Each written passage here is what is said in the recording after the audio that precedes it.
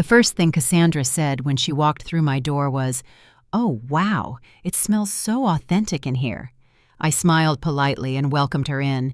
She clung to my son Carter's arm like a lifeline, her voice sweet enough to rot the sugar jar. Dinner was simple. I made steamed jasmine rice and stir-fried snow peas, dishes I'd cooked for Carter since he was a boy. Cassandra complimented every bite. "So light," she said. "Not greasy like I expected." Her parents, a stiff couple in expensive clothes, nodded, laughed at everything, and spoke in rehearsed English. The conversation bounced between real estate, Carter's job, and the wedding date they were already pushing for. I kept the tea flowing, the rice warm, and my face calm until halfway through the meal, when Cassandra leaned slightly toward her parents and switched to Mandarin. "She has no clue," she said, eyes flicking toward me. "I mean, look at her. That pig face, those hands. How old is she?" "I'll marry the son. Get the visa, get out. 1 year tops. Then I'll find someone with real money." They chuckled softly. The mother dabbed her mouth with her napkin and said, "Just keep pretending to like the food. You're almost there." I didn't flinch, just picked up the rice bowl and gently set it in front of her father. Then I cleared my throat and said, in the same fluent Mandarin I'd used in classrooms for over 3 decades, "Would you like more rice, sir? And tell your daughter I taught this language before she was even born." Every word she said I understood. Silence. The kind that makes a room shrink. Cassandra's face drained of color. Carter looked between us, confused. I smiled again. Not the polite kind, the kind that says, "Now you know."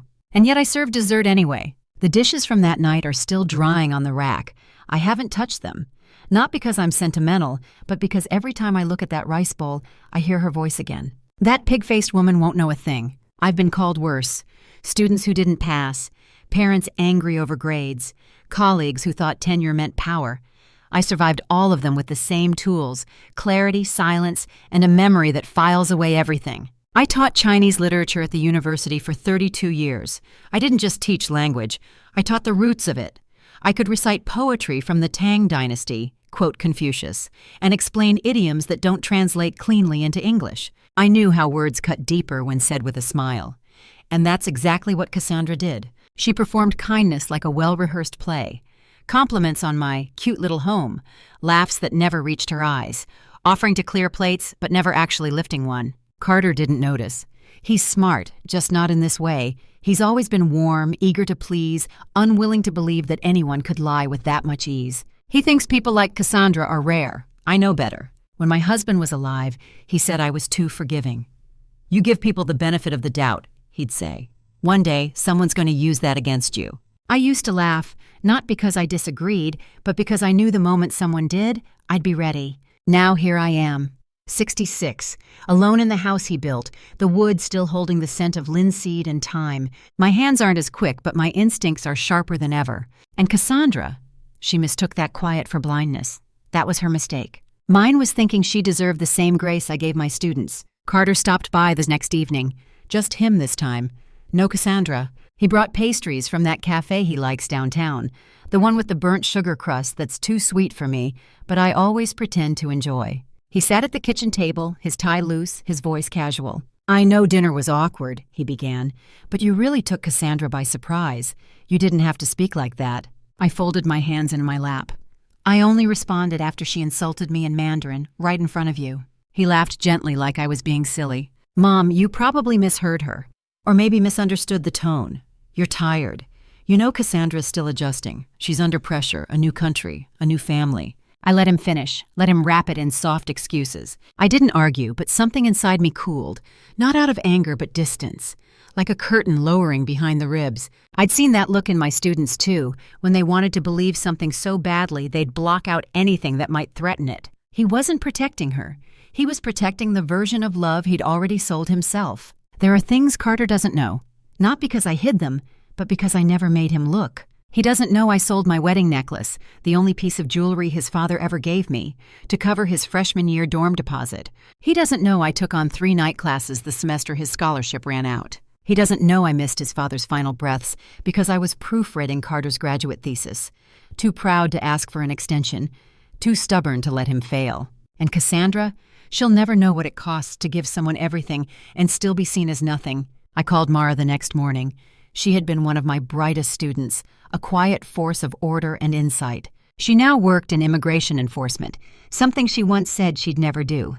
But the world turns people in strange directions. She remembered me instantly, no pleasantries, no delay. We met at a small cafe just off the park, the kind where no one asks questions and everyone minds their own coffee. I showed her a photo of Cassandra, the engagement announcement Carter had emailed me. Mara studied it, her fingers tapping lightly on the table. "Cassandra Lee?" she asked, almost to herself. "I'll look her up." I didn't tell her what I'd heard, not yet. I didn't need pity or outrage, I needed facts. 2 days later, I got the message. That's not her real name. No explanation, just that one sentence, cold and clean. I read it 3 times, then once more out loud. Not her real name. I sat very still for a long while. Then I turned on the lamp, opened a fresh notebook, and started making a list. Not of questions, but of people. If she had lied about her name, what else was false? I didn't know what game Cassandra was playing, but I was going to learn the rules. The more I looked, the more things unraveled, like a badly stitched hem. Her parents, the ones who sat at my table, smiled with tight lips and drank my tea, had no records, no visas, no addresses in the state. I found them listed on a website for local event actors. Cultural family package, it said. Ideal for ceremonies, community events, immigration photos. The engagement pictures Carter had proudly sent me were staged in a rental studio in San Francisco. Same floral arch, same lighting setup I found in 4 other sample portfolios online. I compared the curtains behind Cassandra to a photo from a birthday party website. Identical. Mara's second message came later that week. Her real name is Xu Min, still legally married. Husband resides in Guangzhou, filed no divorce. I stared at those words for a long time, still married. And here she was in my kitchen, humming while she chopped vegetables, making Carter laugh as she fumbled with the rice cooker. A darling neighbor had dropped off flowers, and Cassandra had accepted them with a thank you so sincere even I nearly believed her. She wore the lie like silk, fluid, flawless, shimmering in the right light. I didn't confront her, not yet. I needed to see more, not of her, but of Carter. Would he notice the seams? He didn't. He talked about wedding venues and visa paperwork, about how he wanted the ceremony to include both cultures. I listened. I smiled. I poured coffee and took mental notes. Then, when they left to go shopping for place cards, I sat at my desk and began printing everything I had. Her alias, the studio rental receipt, the casting invoice for her parents, the marriage certificate from China. I arranged it in a folder, then slipped it into the drawer beneath my late husband's watch. I wasn't ready to show Carter yet. I needed the timing to be right, because when the curtain finally falls, I want to be the one holding the spotlight. I spent the next week collecting threads and weaving them into something undeniable. I labeled every file, paperwork from the fake parents, screenshots of their actor profiles, Cassandra's studio photos, and a copy of her real marriage license. Then I made one more call. Agent Chen picked up on the second ring. We hadn't spoken in years, but his voice was just as clipped and steady as I remembered from my guest lecture days. "I need discretion," I said, "but it's not just personal, it's federal." He didn't ask why, he only said, "Send what you have, I'll open a file." It was done. The wheels were moving. 2 days later, Carter called. "Cassandra's parents are still in town," he said. "They'd love to see you again. She thinks maybe you're warming up to her." I paused. "Tell them I'll host dinner again this Friday." He sounded surprised, then grateful. "She'll be happy. I think this means a lot to her." I only nodded, though he couldn't see it. That Friday, I laid the table just as I had before.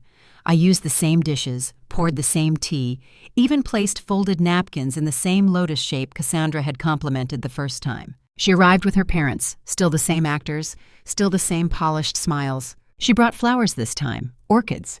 "Thank you for giving us another chance," she said softly, sincerely. I smiled. Of course, it's important to know each other fully. Carter beamed the way only children do when they believe everything is finally at peace. Dinner was pleasant. They laughed, I asked questions, and they played their roles. But every word they spoke was already documented, every smile already framed in my mind with a timestamp.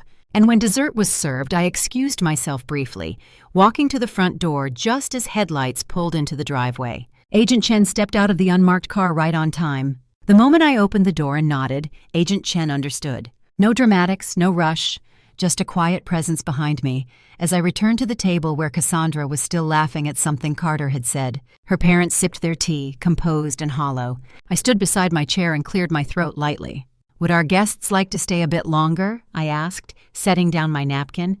I've invited someone else to join us. Before anyone could speak, Agent Chen stepped forward, calm, professional, as if he were arriving for his own dinner. He placed a small leather folder on the table and opened it slowly. "Ms. Xu Min," he said, his voice level. "You are under investigation for immigration fraud. You are not under arrest at this time, but I do have questions regarding your current identity and visa application." The room froze. Carter turned to me, mouth parted but voiceless. Cassandra stood so quickly her chair scraped the floor. "I don't know what this is." "Sit down," Chen said, still gentle. "This doesn't have to get worse." Her eyes darted toward the kitchen, then toward the front door. Her pulse was visible in her neck. "You set me up," she hissed at me. "No," I said. "You set yourself up. I just turned on the light." Then she ran. It wasn't graceful.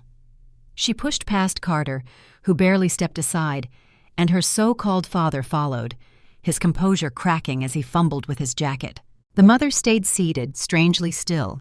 She looked down at the teacup in front of her, then at Agent Chen, and gave a small, defeated nod.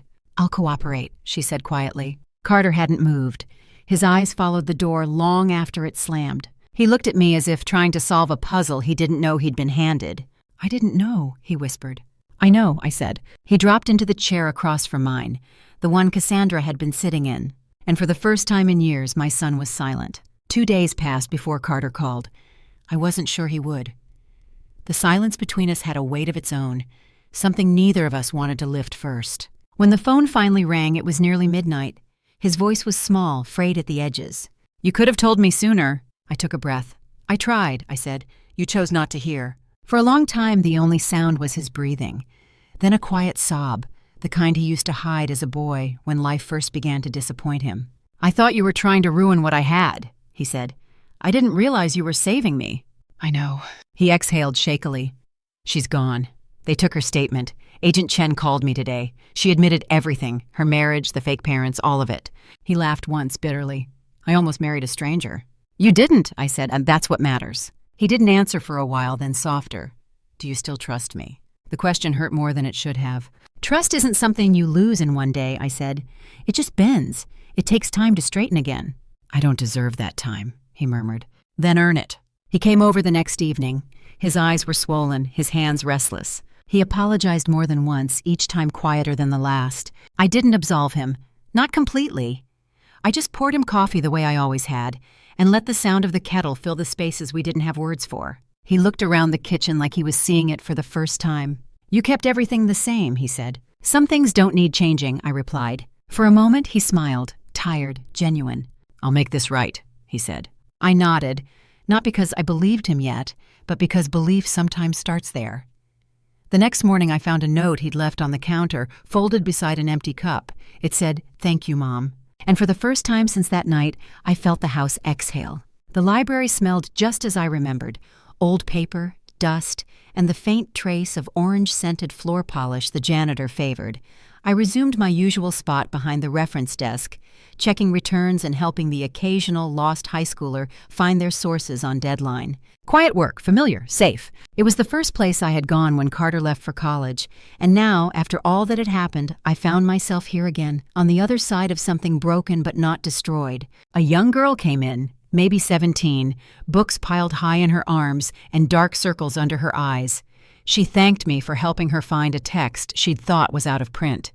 As she turned to leave, she paused. "You look so calm," she said, "like you already know how the story ends." I smiled gently. "Sometimes it's not about knowing how it ends," I said. "It's about knowing when someone's lying in the middle of it." She looked confused, then laughed politely and left. I watched the door close behind her. Then I sat for a long moment before opening the journal I'd brought from home. My husband had given it to me years ago, its pages still mostly blank. But today, the words came easily. "A mother's ears never retire," I wrote. "We hear beyond words, beyond accents, beyond what they think we can't understand." I set the pen down and looked around the room. Children whispering over picture books, a father reading aloud to his toddler in soft Spanish, a young couple arguing over the meaning of a poem without realizing it had no single answer. Understanding isn't just about language. It's about presence, about reading silences and side glances, about knowing someone's intentions before they say a word. Cassandra thought she was clever, switching tongues. But fluency isn't about grammar, it's about truth. And the truth always shows itself if you wait long enough. I closed the journal, tucked it into my bag, and stood to reshelve the cart. That evening, Carter knocked on the door, holding 2 cups of coffee. The envelope arrived on a Monday, thick, official, stamped with the Department of Homeland Security seal. I didn't open it right away. I placed it on the counter, brewed a pot of coffee, and waited until the kettle stopped hissing. Then I sat, unfolded the letter, and read each line slowly. Cassandra's case had been escalated. Fraud, false documents, misrepresentation of marital status. Her pending marriage petition had been denied, her visa revoked. She was awaiting trial in federal court. There was no mention of Carter, no blame, no suspicion toward him. Just a quiet note that he had withdrawn his affidavit of support. The system moved on without him. I folded the letter neatly and slid it back into its envelope. That Sunday, like the 2 before it, Carter showed up at noon with groceries in one hand and takeout coffee in the other. He knocked now. Never assumed the door would be open. There was a softness in him I hadn't seen in years. We made lunch together, nothing fancy. Rice porridge with ginger, scallions, and pickled vegetables. He didn't try to fill the silence. He asked questions instead, about my childhood, about how I met his father, about the poems I used to quote over dinner when he was too young to understand them. I should have listened, he said as we finished our meal. I didn't want to believe someone I loved could lie like that. I reached for his hand. You didn't fail. You trusted. That's not weakness. But now you know what to look for. After he left, I cleaned the kitchen, wiped down the counters, and set a new kettle on the stove. My hands didn't tremble anymore. There was no tension left to hold. I pulled out my old journal and turned to a fresh page. I wrote one line, then underlined it. Next time you bring someone home, make sure she isn't auditioning. Then I closed the book, leaned back in my chair, and let the quiet settle in like an old friend. The afternoon light shifted across the floorboards, catching the faint scratches my husband used to call the home's heartbeat. I could almost hear his voice, steady, amused. You always see things before anyone else does. Maybe, but this time seeing had cost me something. In the weeks that followed, the house began to feel different. Not emptier, but honest again. The kind of quiet that doesn't ache. I found myself back at the garden, pruning the jasmine vines Carter planted years ago. Their scent carried through the yard, faint but resilient. I thought of all the dinners, all the conversations layered with performance and translation, and how easily words can build or break trust. Cassandra had spoken in 2 languages that night, but neither had truth in it. She thought deception was cleverness, but deception is just impatience, a refusal to let time reveal who you really are. Time revealed her anyway. When the next letter came, a final update on her case, it was brief. She had accepted a plea bargain, waived her right to appeal, and agreed to deportation in exchange for leniency. No forwarding address, no apology, just absence. I made tea that night, sat by the window, watched the reflection of my own face in the glass, softer now. Forgiveness didn't come in a rush. It arrived slowly, like dawn. I didn't forgive Cassandra for her lies. I forgave myself for believing I had to earn respect through patience. Some people mistake silence for weakness. I had spent a lifetime teaching that silence is power, the pause before understanding, the breath before truth. That night I opened my journal again and wrote, there are 2 kinds of fluency, one in words, one in humanity. The second is the harder language to master. The clock ticked quietly. Somewhere down the street, a dog barked. Carter would come by again tomorrow. He always did now. He'd bring coffee, maybe bread. He'd ask about old poems again. And I would tell him one, my favorite, from the Tang poet Li Qingzhao. Last night the rain was light, the wind gentle. The green sleep of spring is deep. I rise and smell the faint scent of wine on my robe. I ask the maid. She says the flowers are still the same. But I know, the heart has changed.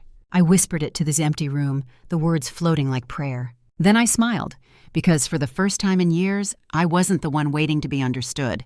I stood, turned off the lamp, and let the house rest. Outside, the night air moved softly through the jasmine vines. The world kept turning, quiet, deliberate, merciful, and I finally could too.